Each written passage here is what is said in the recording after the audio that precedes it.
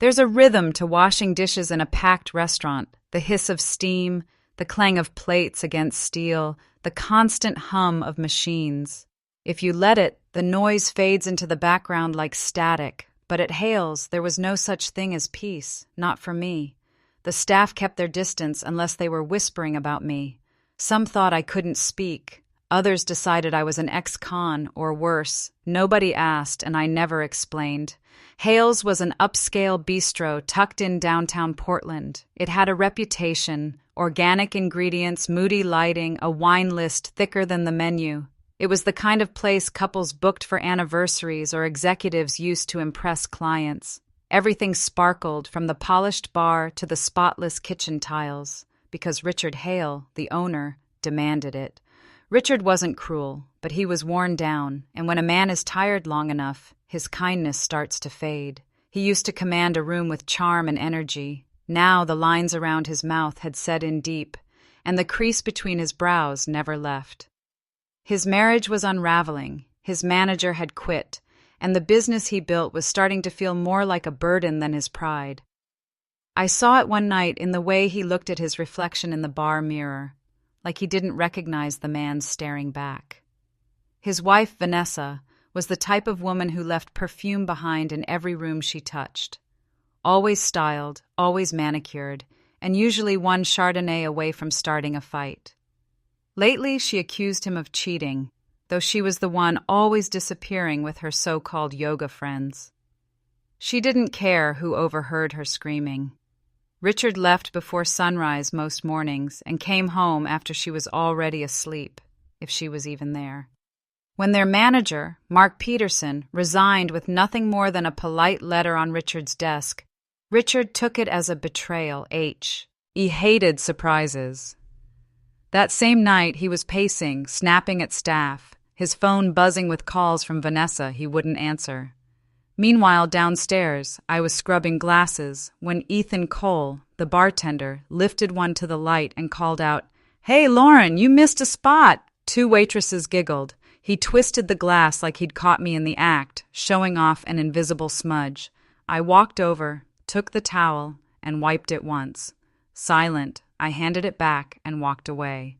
He opened his mouth, but I was gone. It wasn't the first time. He loved putting on a show, acting like I couldn't do my job. The others played along, making me the butt of their jokes. I never flinched. I never reacted. That drove them crazier than any outburst would have. What I didn't know then was that Richard had given Ethan an assignment. Get rid of me. Push me until I quit. He didn't care how. Just make sure I wasn't around by the end of the week. And so the games began. The next few days followed the same script. Ethan trying, failing, then trying again. He'd hold up a plate like it was evidence from a crime scene. Sometimes he'd mutter just loud enough for the servers to hear, "Hard to find good help these days," then smirk in my direction. They laughed. I didn't. I'd seen worse. A man showing off in front of an audience was nothing new. What really got under his skin was that I never gave him what he wanted. No eye rolls, no comebacks, no protest. Just a quiet nod, a faint smile, and back to work. It chipped away at him, and eventually I think it confused him. Of course people talked. They always do. I wasn't social, which made me a target. I wore a faded cap, kept my head down, and stayed spotless in my apron. That only fueled the rumors. Some said I used to strip. Others swore I was a drug mule. A few thought Richard had plucked me off the street out of pity. One waitress claimed I was her cousin's ex, who burned down a bar in Seattle. No one ever asked me. They just filled in the blanks with their own stories. I didn't care. Let them. As long as I got my paycheck and no one laid hands on me, they could spin whatever tales they wanted.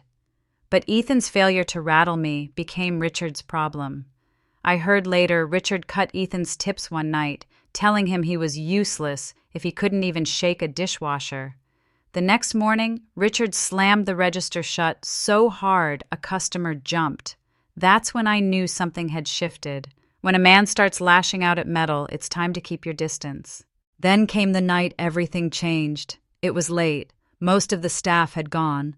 I was stacking trays of silverware when Ethan walked over. I braced for another jab, some snide remark. Instead, he held out a paper bag like it weighed too much. "Figured you might want this," he said awkwardly. I peeked inside. The smell hit first. Vanilla, cocoa, cinnamon, chocolate cake. Real chocolate, not the waxy, cheap kind. "They didn't sell much tonight," he added, rubbing the back of his neck. "Pastry team was going to toss it. Thought that'd be a waste." I stared at him long enough that he shifted on his feet. "You live far from here?" he asked. I should have stayed quiet. Should have taken the bag and walked away. But something in his voice, hesitant, maybe real, pulled at me. "Not really," I said. 15 minutes on foot." He hesitated. "Well, enjoy, I guess." I don't know why I said it, but the words slipped out. "You could come have a slice, if you're not in a rush." His eyes widened like he hadn't expected me to say anything. Then he nodded. "Yeah, sure. Why not?" That night, Ethan Cole followed me home. He thought he was coming for cake. He didn't know it was the start of something else entirely. My apartment was on the 3rd floor of an old brick building behind a gas station and a closed laundromat. The stairs groaned, the hall smelled like bleach and damp carpet. The light buzzed overhead. Ethan looked around as we climbed, eyes flicking over peeling paint and crooked numbers on doors. Inside, the place was small. 1 room, a kitchenette, a bathroom barely bigger than a closet. But it was spotless. Yellow curtains hung from string on the windows, catching the light and warming the room. A chipped mug of fake daisies sat on the sill. The sofa was secondhand, the coffee table scratched, but it was mine. Ethan stepped in and froze, half smiling like he wasn't sure if he should sign. "Tea or leave?" I shut the door and locked it. Then I shoved him back against the wall. Not hard, just enough. My elbow pressed against his throat, not choking, just there. "Still think I'm just a dishwasher?" I asked softly. His breath caught under my arm, his wide eyes searching my face. I let him go after a second. "I don't like games. If this is one, leave now." He raised his hands. "It's not. I swear, it's just cake. I brought cake." I held his stare a beat longer, then nodded toward the table. "Put it down. I'll make tea." He exhaled and moved. While he unpacked the bag, I boiled water and pulled 2 mismatched mugs from the shelf. We sat, ate in silence. The cake was better than I expected. He even smiled once. I didn't smile back. Then his eyes slid to the fridge. "That your daughter?" he asked. "Yes."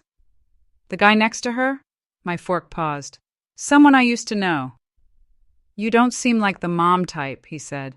"She's 5, Lily. Looks like you." "Everyone says that." "Where is she now?" "Night care near East Park. I pick her up after shifts." He nodded, looking down at his plate. The silence shifted. He wasn't mocking anymore, and I wasn't hiding. I don't know why I opened up. Maybe it was the quiet. Maybe it was the way he looked at Lily's photo. No judgment, just softness. Or maybe I was just tired of holding everything inside. Whatever it was, I let the past spill out. "I wasn't always like this," I said. "I grew up with money. My parents were diplomats. DC events, international schools, weekends in Europe. I wore ballet flats from Paris and spoke 3 languages before I could drive." Ethan listened quietly. "But I didn't want that life. I didn't care about politics or careers they mapped out like golden sidewalks. I wanted to dance." A tiny smile tugged at me. "When it's real, when it's good, it feels like flying underwater, breaking every rule of gravity." My parents hated it. When I got into a conservatory instead of Georgetown, my father called me a disgrace. My mother cried for a week. They told me to pack my things if I insisted on ruining my life. So I left. Best choice I ever made. Hard, but worth it. I lived in a crammed dorm with 15 dancers who smelled like Tiger Balm and ambition, waited tables by night, danced by day. That's when I met Mitchell. Brilliant, visionary. When he moved, people forgot to breathe. We fell fast, wild. After graduation, we joined a touring company. 2 years of travel, Europe, Latin America, Asia, exhausting but magic. Then Morocco, Marrakesh Festival, opening night. But the stairs to the stage weren't reinforced. They collapsed. Mitchell broke his leg in 3 places. A shard tore through muscle. Doctors said he might walk again, but never dance. We came home and tried again, opened a small Moroccan-inspired restaurant, poured everything into it, money, recipes, love. It worked. People loved it. Then Lily came.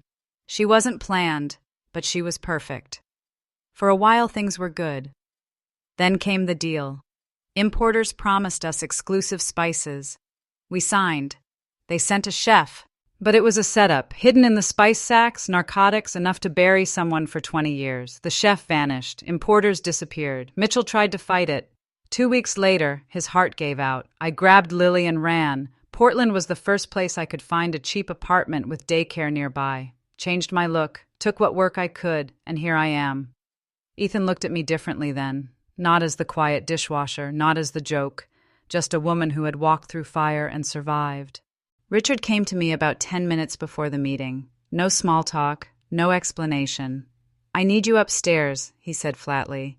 You're going to play my wife for 5 minutes. Just stand there and smile. Vanessa will come in and it'll be over. He was already walking away when I called. Richard, why me? His shoulders stiffened. Because she asked. That wasn't an answer, but I followed. The conference room was cold and sterile. 2 men already sat at the table, Vitaly Morgan and Lucas Tran. They looked like polished businessmen, sharp suits, firm handshakes, perfect manners. But their eyes weren't friendly. Their eyes measured risk. Richard forced a smile. This is my wife, Lauren. She helps out around the restaurant sometimes. Doesn't mind getting her hands dirty. They nodded politely, surprised, though I was still in my apron and smelled of dish soap. We appreciate your time, Vitaly said. Lucas slid a folder across. Standard contract, favorable terms. Before Richard could open it, I did.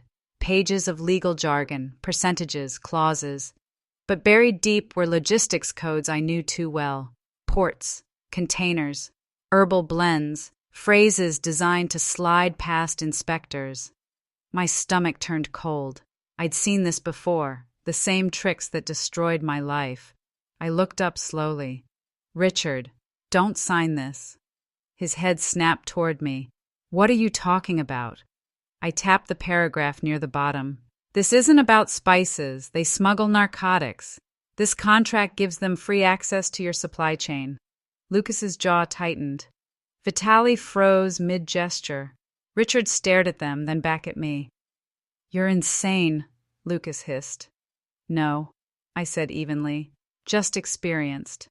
That's when Vanessa burst in, all smiles and drama. Surprise! She's not my husband's real wife. I am. Isn't that hilarious? No one laughed. Vanessa's grin faltered. Richard's voice cut through the silence like, Visiti. You brought them here. Her face paled. What? No, Adrian said. Adrian, Richard repeated. The new chef. The one who smells like your perfume. Vitaly stood quickly, but Richard raised his hand. Don't move, he turned to me. Call the police. I didn't hesitate. Within the hour, the place was crawling with uniforms. Vanessa in handcuffs, screaming it was all a mistake. Lucas tackled at the back door when he tried to run. Adrian, real name something else, flagged in federal databases for months. Homeland Security already had him on watch. Richard stood in the middle of the chaos, surrounded by the wreckage of his marriage and his trust. I stood next to him, watching everything fall apart. For the first time, Hales was silent. Even the machines in the kitchen seemed hushed. Word spread fast. First through the staff, then suppliers, then clients. Richard shut down reservations, locked the doors. Vanessa gone. Adrian gone. The fake spice importers in custody. The DEA combing through every invoice, every shipment. And me? Nobody looked at me as just a dishwasher anymore. They didn't know what to call me. I stayed quiet as always, but this time I wasn't hiding. My secrets were out, and I was still standing. 2 days later, Richard found me at an empty table, peeling the label off a bottle of water. He sat across from me, studied me like he'd never really seen me before. "I owe you everything," he said. I didn't answer. "I mean it. You saved my business, my name, maybe even kept me out of prison." He reached into his coat and slid a key across the table. "That's for an apartment across town. 2 bedrooms, safe area, school nearby, paid up for the year." I stared at it. He kept going. "I spoke to my attorney. I'm transferring 15% of this place to you, and I want you to run it." I froze. "What? You know this place inside out, every crack, every problem, and you never once used it against me. That's more than I can say for anyone else." He leaned back, looking older but lighter. "I need someone I can trust, and I trust you." I was silent, then said, "You tried to force me out." He nodded. "I did, because I was scared and listened to people who never really saw you." I picked up the key. It felt solid. "Don't expect a speech," I said. He exhaled. "I won't. Just say yes." I nodded once. That night, Ethan found me restocking flour. "So that happened?" he said with a sheepish grin. "Yeah." He shifted. "They tried to rope me in. Vanessa and Adrian promised me a big bonus if I helped set you up." I turned. "And?" I walked. Didn't say a word, just left. I studied him. "Smartest thing you've done." He smiled crookedly. "Yeah, well, I had a good reason." I didn't ask what he meant. I didn't need to. His eyes said it all. Later, I found them in the dining room, Richard at a corner table, whiskey untouched in front of him, Ethan nearby, arms crossed like he couldn't decide whether to sit or walk out. The room was dim, quiet, except for their voices. I lingered in the doorway, listening. "You did the right thing," Richard told him, "walking away from Vanessa. You had every reason to sell me out, but you didn't." Ethan shifted, uneasy. "Didn't feel right." Richard nodded. "That's what I mean. You've got a line you won't cross." I lost mine once. I recognized the difference. Silence stretched between them, heavy and raw. Then Richard pulled something from his pocket. A faded photo. He slid it across the table. "That's your mother," he said. Ethan froze, then picked it up slowly. His face changed, confusion, disbelief, then something like awe. Richard's voice caught. "Her name was Julia. We met when I taught at a culinary school. We were young. I left for another job. She never told me she was pregnant." Ethan's shoulders tensed. He stared at the photo. "I didn't know you existed until a few months ago," Richard continued. "When you applied here, your name didn't click, but your face, your eyes, looked just like hers. I had a PI confirm it. Birth records, everything, and I realized what I'd missed." The silence that followed was thick, sacred. Ethan slowly sat down, legs weak. "I grew up thinking I didn't have a dad, or that he didn't want me." "I didn't know," Richard said softly. "But that's not an excuse. I left someone I loved, and I missed my chance to raise the one thing that would have made me proud." Their eyes locked. Neither moved. Finally, Ethan whispered, "I don't know how to do this." Richard's voice was rough. "Me either, but maybe that we figure it out, one step at a time." Standing in the doorway, I felt it, the air shift, 2 broken pieces finding where they belonged. That night, Ethan joined me as I locked the back door. He stood beside me, staring at the foggy lot. "So," I said softly, "you've got a dad now." He nodded. "Yeah, I guess I do." "You okay?" "I don't know," he admitted, "but I think I might be." I didn't push. Some truths just need time. A Sunday morning came, sky pure blue, breeze crisp like change itself. From the window of our small house, I watched Lily chase butterflies in her rain boots, laughing so hard it echoed off the fence. That sound made everything worth it. A year had passed since the night everything fell apart and rebuilt. Richard had married Julia, yes, that Julia, just 3 weeks ago, a quiet Asheville ceremony. I wasn't invited, but I saw the photos. Julia in sky blue, Richard looking lighter, freer. Ethan walked him down the aisle. That probably meant more to Richard than the vows. As for me, I still worked at the restaurant, but now I ran the floor, trained staff, balanced books. People respected me. They asked for advice. I'd stopped hiding long ago. My real hair had grown past my shoulders. My face looked different, too. Less shadow, more light. One afternoon, closing up, Ethan leaned against the bar with that crooked grin. Ever think about starting over? Beyond everything we already have? I asked.